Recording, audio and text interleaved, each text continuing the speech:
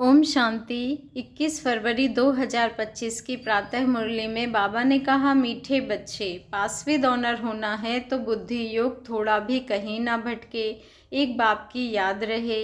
देह को याद करने वाले उच्च पद नहीं पा सकते। मीठे बच्चे, पासवें ऑनर होना है तो बुद्धि योग थोड़ा भी कहीं ना भटके, एक बाप की याद रहे।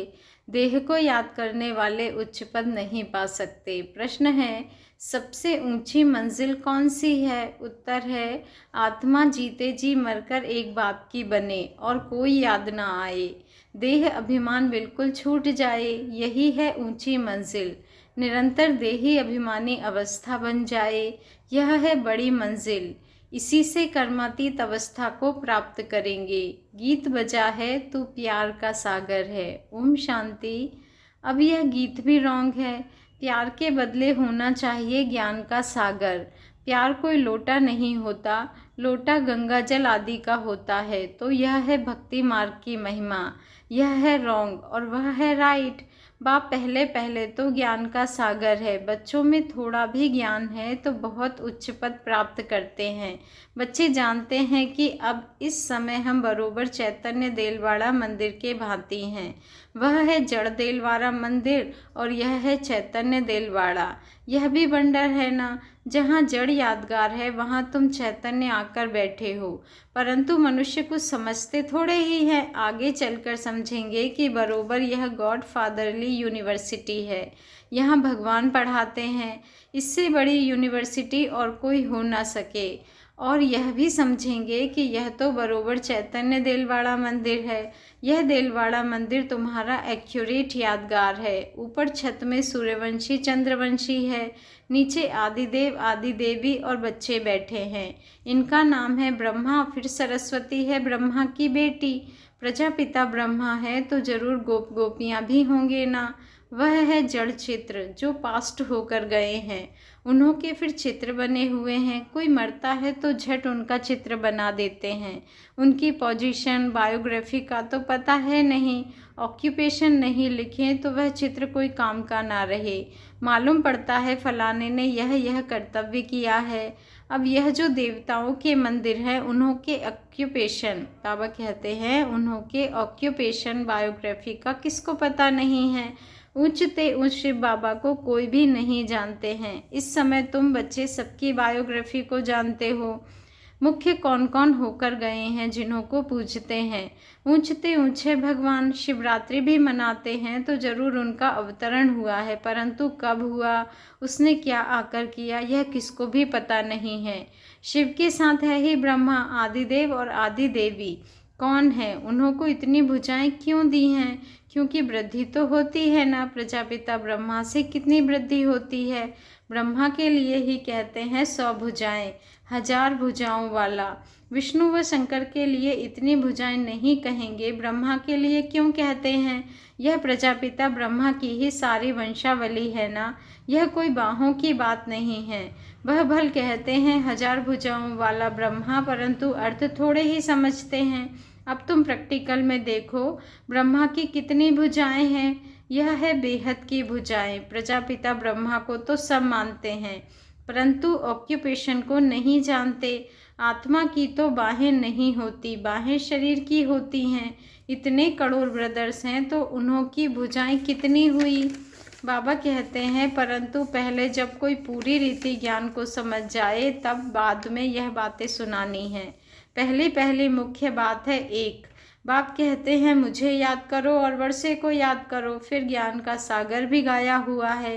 कितनी अथाह पॉइंट्स सुनाते हैं। इतने सब पॉइंट्स तो याद रह ना सके। तंत बुद्धि में रह जाता है, सार बुद्धि में रह जाता है, पिछाड़ी में तंत हो जाता है मनमना भव। ज्ञान का सागर श्री कृष्ण को नहीं कहेंगे, वह है रचना, वह है रचना। रचता एक ही बाप है। बाप ही सबको वर्षा देंगे, घर ले जाएंगे। बाप का तथा आत्माओं का घर है ही साइलेंस होम। विष्णुपुरी को बाप का घर नहीं कहेंगे, घर है मूल वतन जहाँ आत्माएं रहती हैं। यह सब बातें सेंसिबल बच्चे ही धारण कर सकते हैं। इतना सारा ज्ञान कोई की बुद्धि में याद रह ना सके, ना इतने कागज लिख सकते हैं।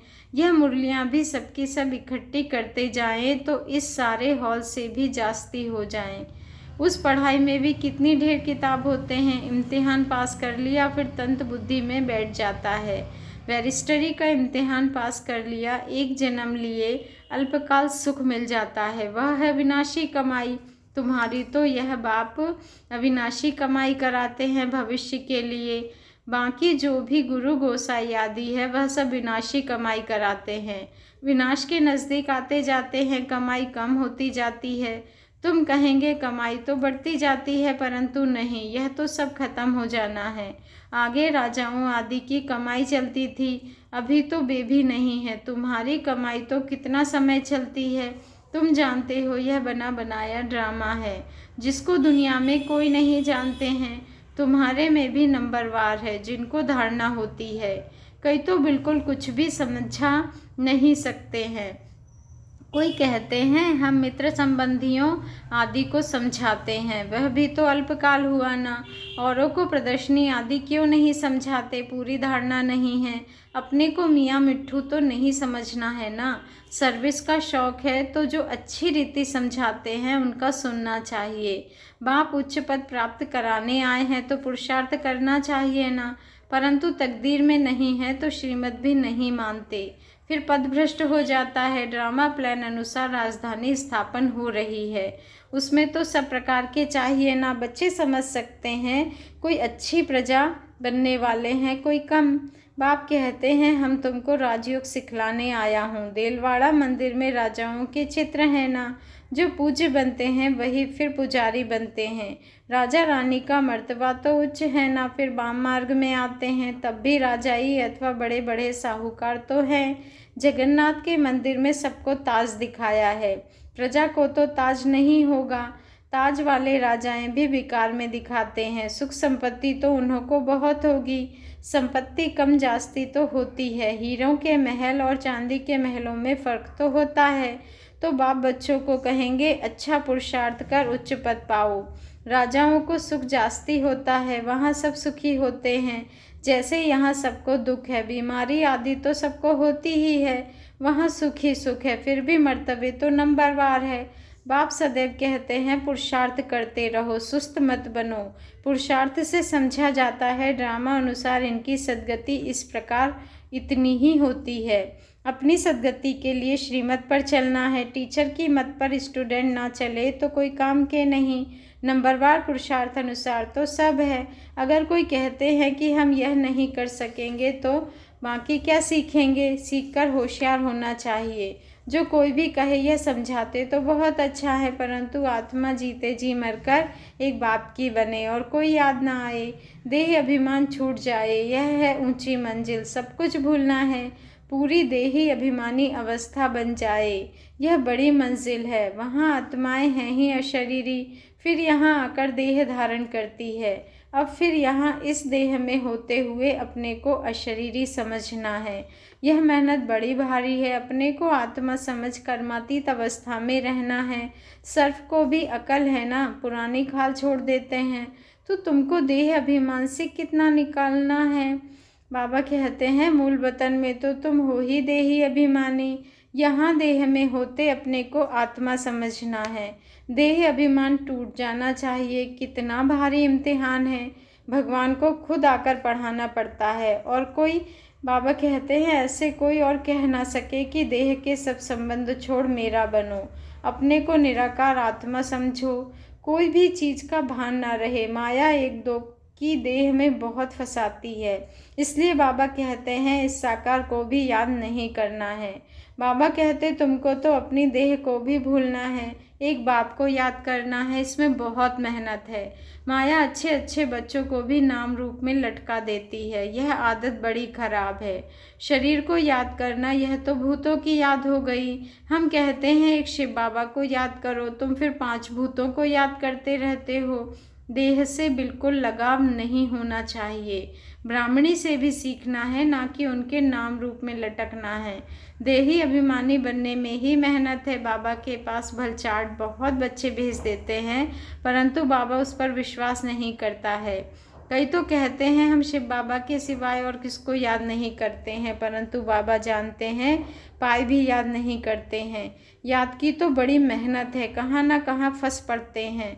देहधारी को याद करना यह तो 5 भूतों की याद है, उनको भूत पूजा कहा जाता है, भूत को याद करते हैं। यहाँ तो तुमको एक शिव बाबा को याद करना है।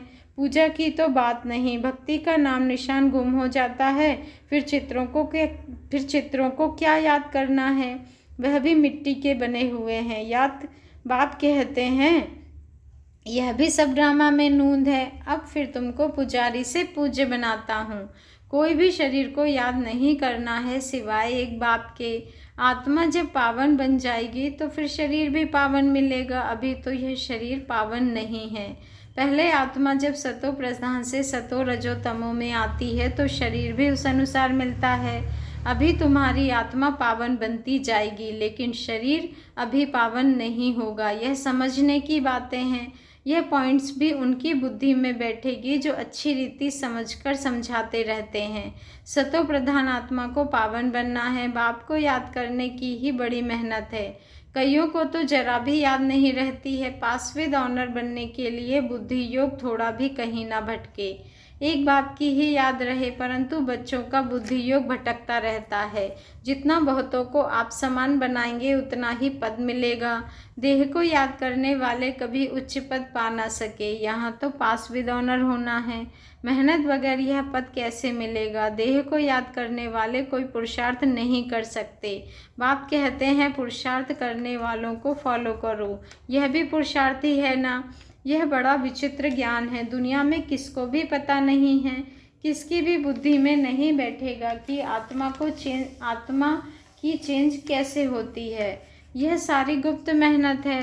बाबा भी गुप्त है। तुम राजाई कैसे प्राप्त करते हो, लड़ाई झगड़ा कुछ भी नहीं है, ज्ञान और योग की ही बात है। हम कोई से लड़ते नहीं हैं, यह तो आत्मा को पवित्र बनाने के लिए मेहनत करनी है। आत्मा जैसे जैसे पतित बनती जाती है तो शरीर भी पतित लेती है, फिर आत्मा को पावन बनकर जाना है। बहुत मेहनत है। बाबा समझ सकते हैं कौन कौन पुरुषार्थ करते हैं। यह है शिव बाबा का भंडारा। शिव बाबा के भंडारे में तुम सर्विस करते हो, सर्विस नहीं करेंगे तो पाई पैसे का पद जाकर पाएंगे। बाप के पास सर्विस के लिए आए और सर्विस नहीं की तो क्या पद मिलेगा। यह राजधानी स्थापन हो रही है, इसमें नौकर चाकर आदि सब बनेंगे ना। अभी तुम रावण पर जीत पाते हो, बाकी और कोई लड़ाई नहीं है। यह समझाया जाता है, कितनी गुप्त बात है। योग बल से तुम विश्व की बादशाही लेते हो। तुम जानते हो हम अपने शांति धाम के रहने वाले हैं। तुम बच्चों को बेहद का घर ही याद है। यहाँ हम पाठ बजाने आए हैं, फिर जाते हैं अपने घर। आत्मा कैसे जाती है यह भी कोई समझते नहीं है।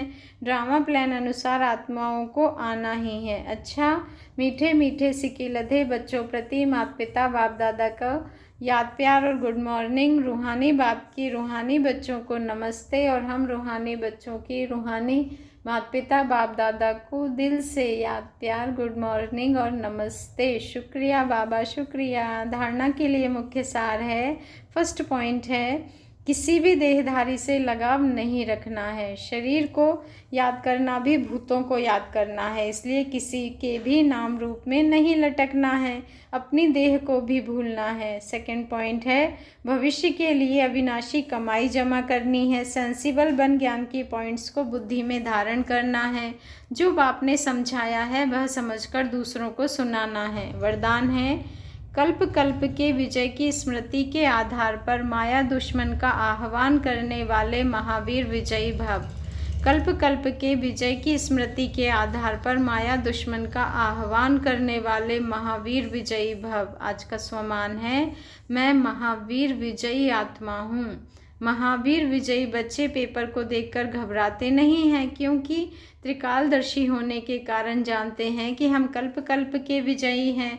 महावीर कभी ऐसे नहीं कह सकते कि बाबा हमारे पास माया को ना भेजो, कृपा करो, आशीर्वाद करो, शक्ति दो, क्या करूं, कोई रास्ता दो। यह भी कमज़ोरी है।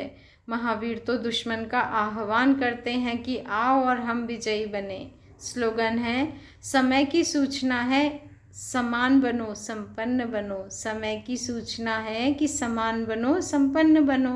आज का व्यक्त इशारा है, एकांत प्रिय बनो, एकता और एकाग्रता को अपनाओ। कोई भी सिद्धि के लिए एक तो एकांत, दूसरी एकाग्रता, दोनों की विधि द्वारा सिद्धि को पाते हैं। जैसे आपके यादगार चित्रों द्वारा सिद्धि प्राप्त करने वालों की विशेष दो बातों की विधि अपनाते हैं, एकांतवासी और एकाग्रता। यही विधि आप भी साकार में अपनाओ।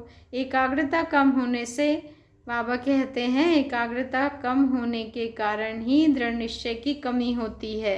एकांतवासी कम होने के कारण ही साधारण संकल्प बीज को कमज़ोर बना देते हैं। इसलिए इस विधि द्वारा सिद्धि स्वरूप बनो। अच्छा, ओम शांति। शुक्रिया बाबा, शुक्रिया।